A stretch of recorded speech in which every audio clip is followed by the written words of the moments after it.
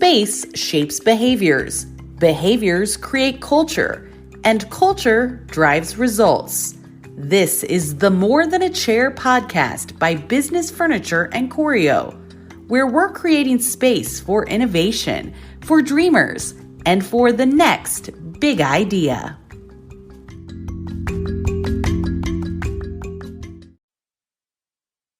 Welcome to the More Than a Chair podcast by Business Furniture Choreo.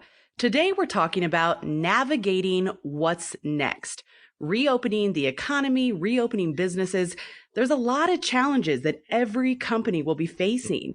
We want to talk to the experts here. So we have our CEO, Business Furniture Choreo CEO, Mary Beth Oakes. And we also have Rita Schaefer, who's a senior workplace strategy consultant with Choreo. Now, guys, I know this is what you do all the time. I mean, Choreo, it's about choreographing change the right way. If you don't know much about Choreo, Choreo helps companies drive strategic change in business and create spaces that can increase productivity, improve cost efficiencies, and enhance effectiveness. So this is kind of right in the wheelhouse of what we do. Mary Beth, tell me a little bit about some of the conversations that are happening right now as companies are dealing with this major change and talking about this post-pandemic workplace. Well, hi, everyone. And this is a great topic. I would say that right now, every company is trying to think about how will they bring their employees back to the workplace. How can you do that in a safe way that promotes, a feeling of safety, a feeling of well-being, and also bring people back together for that connection that they yearn, right? And so the conversation right now is really about what's now, what's in the near, and what's in the far. And there are different strategies really in each one of those categories. So I think right now that most business owners, most leaders of organizations, they're really trying to think through these strategies. Like, what do you have to do now? And what are some changes that you'll make later? So I think it's just really all about thinking about those three areas, and the now being really critical. I know right now we're trying to figure out when will our state start to reopen, and how do we do that? So those are the conversations that are happening, and I think they're great conversations, and really things that more than ever having a strong plan is so important. Absolutely. This planning and preparation part of it is really what you're helping clients with right now, Rita. What do you think is the first step as you're talking to clients? Because this can be pretty overwhelming to think about going back and, is my office ready? How can I make my employees feel safe? What are the first questions you're asking? Absolutely. One of the first questions I'm asking is really to evaluate what is your work situation, because everybody has a different work environment, different economic, where they were in the year, to date, where they ended the year last year. And those are all things that are impacting employees' feelings, what their work environment, how they need to adjust it. And one of the things that I keep, suggesting to people is don't feel like you need to rush back to the office simply because you're concerned about productivity and economics. Because right now, one of the most interesting stats I've read is the fact that we thought that maybe 34% of our workforce could be remote. And what we've expanded to is somewhere between 50 and 60%. And so don't rush to push people back into the office. Take that time to really plan and think it through. What do you think about? Agree? Yeah, totally. Mary Beth, what do you think? I was going to say, I totally agree. I think right now we really have to meet employees where we are or where they are. And I think for some employees, they're ready to get back to the office. They're longing for connection. They feel like their productivity would be better if they could be connected. Other employees probably feel differently for various reasons. They have some fear and trepidation and anxiety about returning. So I think it is about meeting people where they are and really taking the time, like Rita said, to really assess your current situation. What kind of changes has your organization been through recently prior to COVID? What kind of a change was it for employees to start working from home? How drastic was that for your organization? So really trying to assess that, as Rita mentioned, assess that situation, where you've been and where you think you need to go in the now. And, to me, I think it just always comes back to being very intentional about what is your plan. And and working with your leadership team to start really building a plan and make sure that plan is reflective of how your team wants to work, how they could be working. I know something that we are doing right now, like we just launched it today. We sent out a survey to all of our employees, and we wanted to really gauge, what are they expecting when they return to the office? What are they concerned about? How can we alleviate those fears? Really, how do they want us to prioritize that plan, those factors that we have to take into consideration? How do we prioritize those factors as we bring them back? So getting that point of view from, I think, the employees is really, really important. And then I think as leaders are building a plan, they can consider that point of view of the employee, that employee voice, and make sure that that's really baked into the plan. What are some of the questions on that survey, Rita, that you think are the good conversation starters to get kind of that pulse on where employees are feeling comfortable, feeling safe? Yeah, some of the interesting things that we did was asking, prioritizing, like Mary Beth was talking about, prioritizing what is your biggest risk factor or your biggest fear right now, and then what's your second biggest fear? Because we know if we were to ask, I think we did a really strategic job of saying, if you were to ask, check all of your fears, probably everyone's going to hit 5 out of the 7 buckets, basically. But ask employees to really think thoughtfully on what is your biggest fear, because we're going to try to address everything, but we want to really see what is it that is hitting most home to our employees. And I think that was a really smart and strategic plan on how we approach that. Yeah, I really appreciate the way that that you're looking at this, because there's so many unknowns still. And so I think kind of separating it into these phases of the now, the near, the far, I think it makes it more obtainable, not feel so overwhelming. And then just kind of understanding that a lot of this, we just don't know yet. It's going to be later science and this data driven conversations that start happening about space. What do you think, Mary Beth, about some of the things that are kind of coming down from your end, from a C-suite position, talking about density of the workplace, the furniture arrangements? What are some of those key points that you think can help us digest some of this, as work will never be the same? Yeah, work will never be the same. And I really do like that framework of the now and the near and the far. I think because this situation is so fluid, everything is changing every day. And I think really what all of us are waiting for is, when will there be a vaccination that can protect us from COVID-19? And we don't know when that's going to happen, right? So we have to think about now, near and far. And that's the reality of the situation. So many of us, Business Furniture and Choreo and so many other organizations throughout central Indiana and Ohio and really all across the world, so many organizations had built these wonderful workspaces that were a variety of workspaces to help people to do their very best work.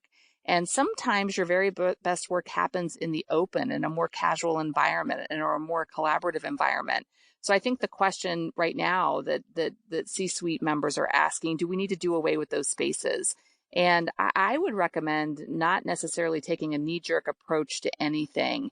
I think if I were thinking about the now right now, I would think about, how can you slightly modify?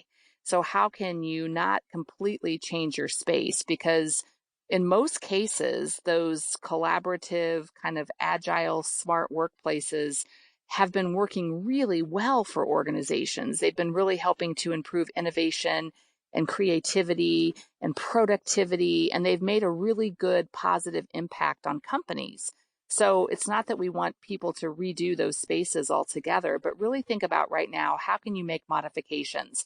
So I know even in our own space, we're thinking about that. So for an example, maybe some of our teams will come into the office on Mondays and Wednesdays. Maybe some of them will come in on Tuesdays and Thursdays. So in terms of, creating fewer people in the office, it's really being about intentional about which teams would work in the space on which days. And in other cases, if we have a grouping of workstations, for an example, where there are 6 people or 8 people, maybe we're cutting that in half, so there are only 4 people. So we're trying to really promote that concept of giving employees the chance to have a 6-foot bubble around them if they choose to, right? And some of it's very behavioral. I mean, some of it's just about, making sure that, you have the tools there so that employees can wipe down spaces, those wipes and hand sanitizer and even masks, right? And just really giving employees that ability to control how they protect themselves by providing them with the tools that they need. So I think in that now phase, it's a great opportunity to bring employees back, slowly and try to meet them where they are and not necessarily completely redo your space, but think about ways that you can modify it so it works for you in the now until we know what the near and the far look like, right? So if you start out kind of Absolutely. slowly and make some gradual changes, you can continue to make those changes as time goes on based on what we learn. Yeah. But And also, I know go ahead, Rita. I was going to say, kind of to add on to that too, I know Mary Beth, you and I were talking earlier this week about how much of the last 2 months has felt very reactionary because there is new information coming out every single day and you're having to react to it and having to adjust.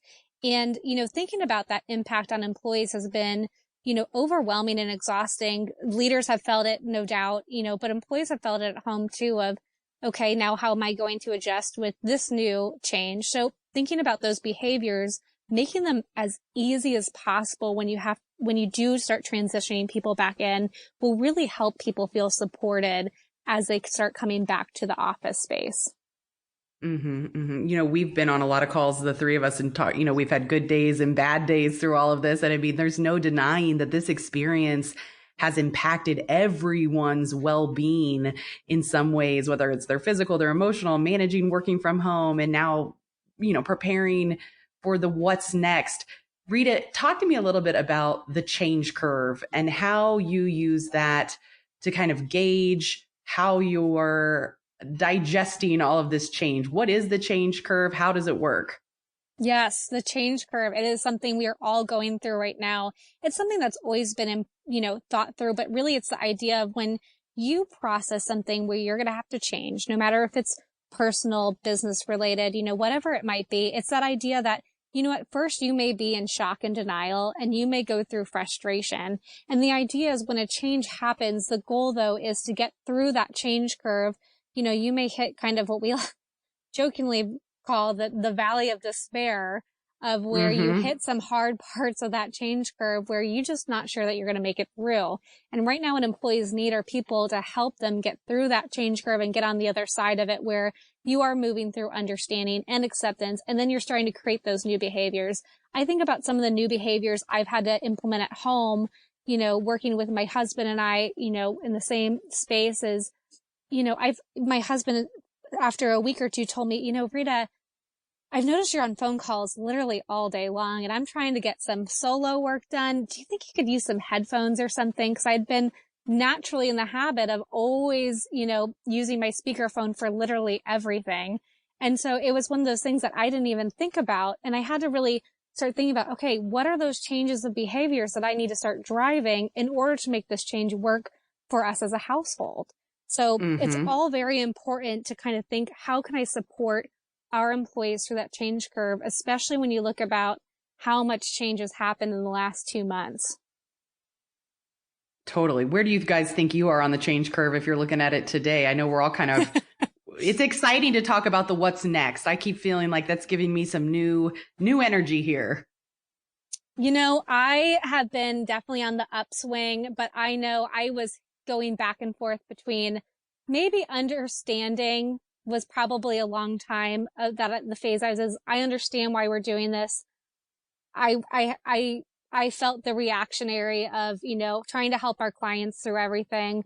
I finally feel like I'm more a little bit on the acceptance and a little bit, I had to adjust my schedule on, I felt like my days were a blur and I said, okay, because I don't have a place to drive my schedule, I now have to really be mindful about creating a schedule for myself each day, even on weekends, because otherwise it just feels like a blur. I don't know, Mary Beth, where are you on the change curve today?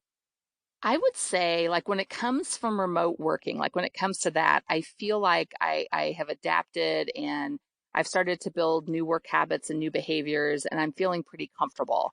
But now, as I'm thinking about all of us, potentially returning to the office, I think that's where I'm kind of backsliding a little bit. And I know Rita and I always talk about that it's very normal to backslide, right? I mean, most Mm-hmm. people kind of go up and down and all around through the change curve because, just depending on how fluid the change is. So we're in a very fluid change right now. And so I feel like I'm now trying to think about, okay, when we start to, phase people back into the office, for an example, like when we're going to have a meeting, what if the meeting is with 8 people, but the space, is better if we're not all together. I mean, maybe those calls are still Mm-hmm. going to be virtual for right now, or those meetings are still Mm-hmm. going to be virtual.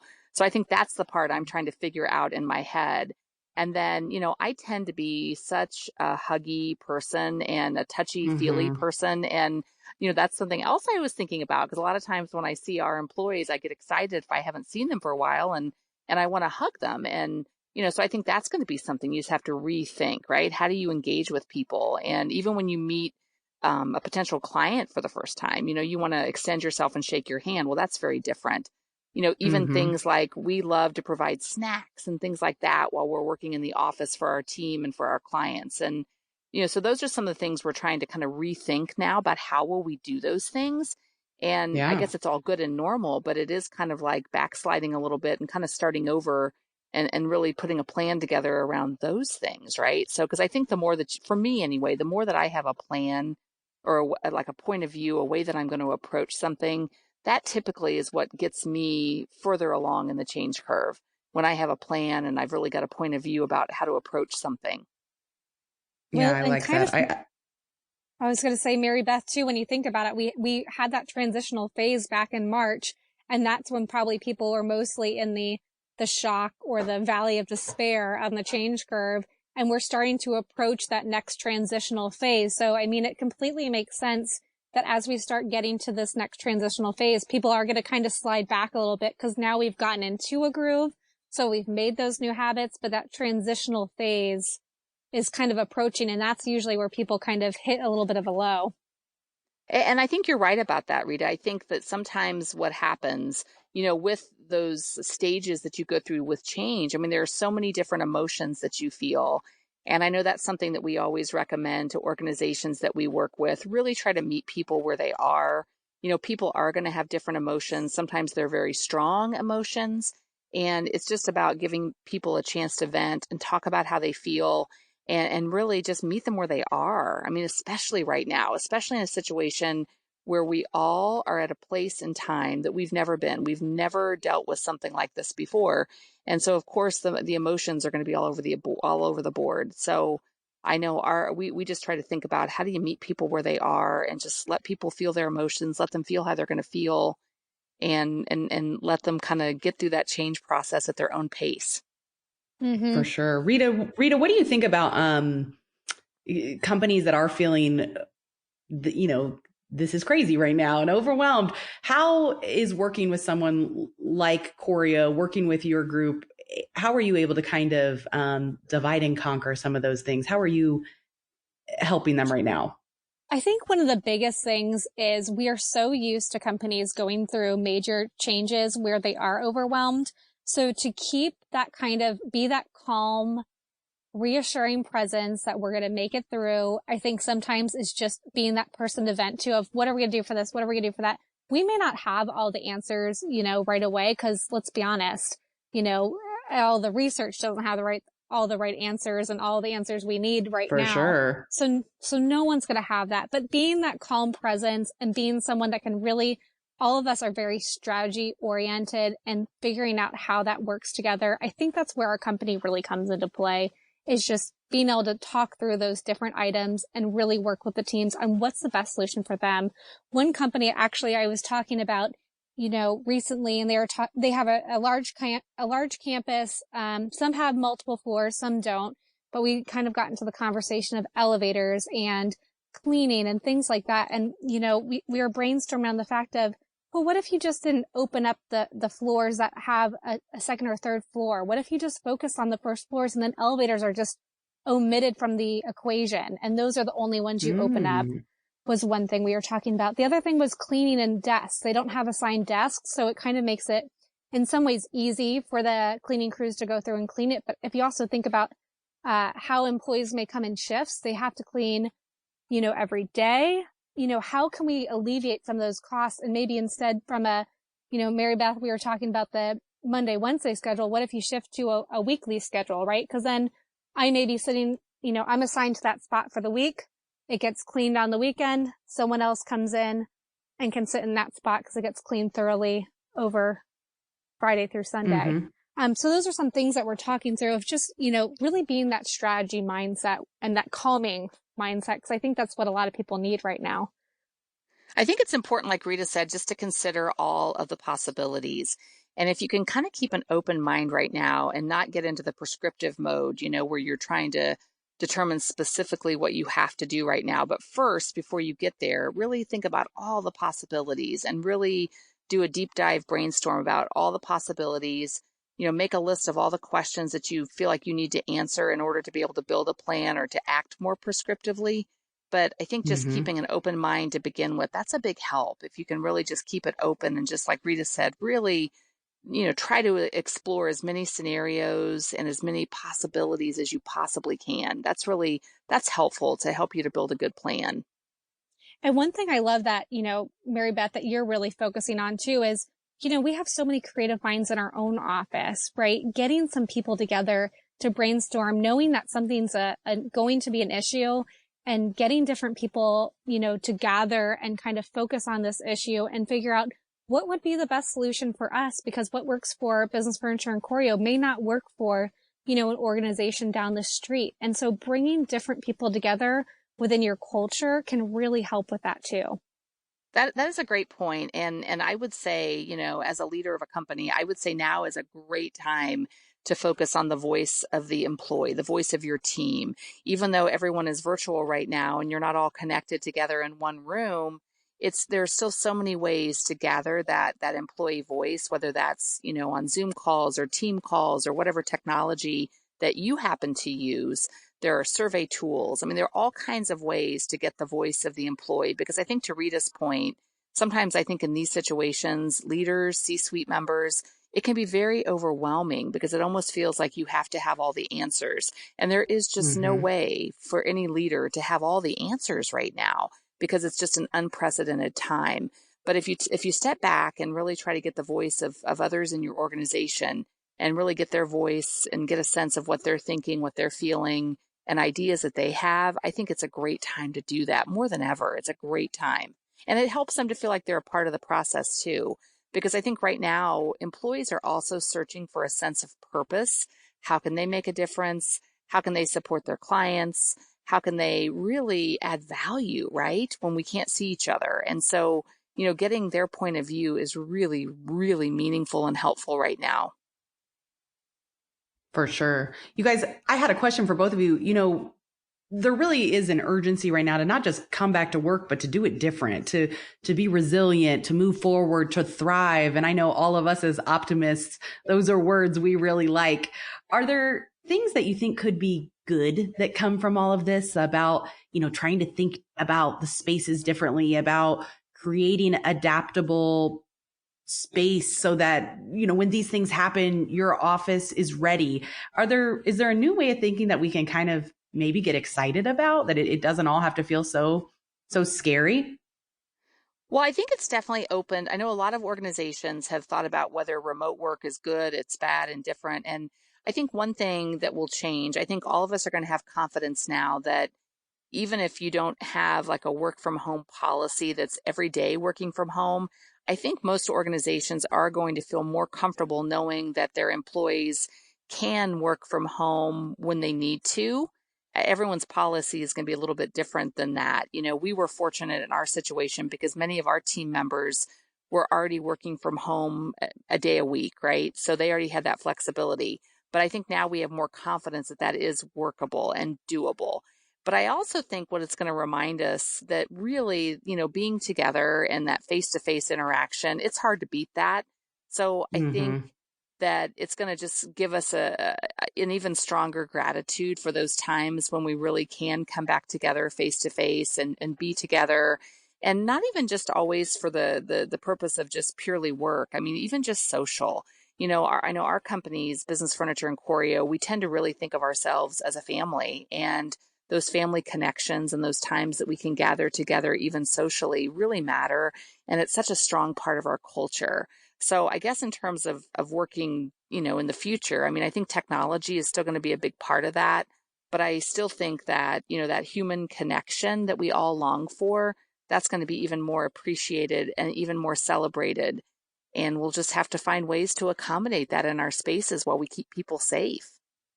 Absolutely. One of the things too, we launched a survey today, but we also were, a month ago launching a survey to get feedback from employees to get their concerns. And some of the outcomes we said, what are some things that that are those takeaways are, someone mentioned the survey is I'm going to have so much more appreciation for, my other employees and the work-life balance that we need to have for each other, having that more gratitude about understanding that everyone's circumstance is a little bit different. I know for me personally, it's going to be some of those amenities and those ergonomics that we have in the office. There's something that just, trying to whiteboard virtually, I'll be very excited if some technology can come out of this, which I think will be driven by this situation to help whiteboarding virtually. But right now there's not that great of a solution. And that's the one thing I miss in the office is just being able to whiteboard something out and not be staring at a screen trying to collaborate with somebody. So I think I got to reiterate that point is just that appreciation for the tools and the being together in those amenities, I think will make a big impact. Yeah, I love that. Guys, I cannot thank you enough for this amazing conversation. Mary Beth Oakes and Rita Schaefer for being with us to talk all about the navigating of what's next. And I hope our listeners are feeling some kind of calm and understanding after hearing that, just by making plans and phases, implementing new protocols and keeping people's well-being top of mind, that we can definitely do this. So thank you, guys. Thank you. All right, guys, I'm Amanda Clark, and this is the More Than a Chair podcast. See you next time. All right, guys, I'm Amanda Clark.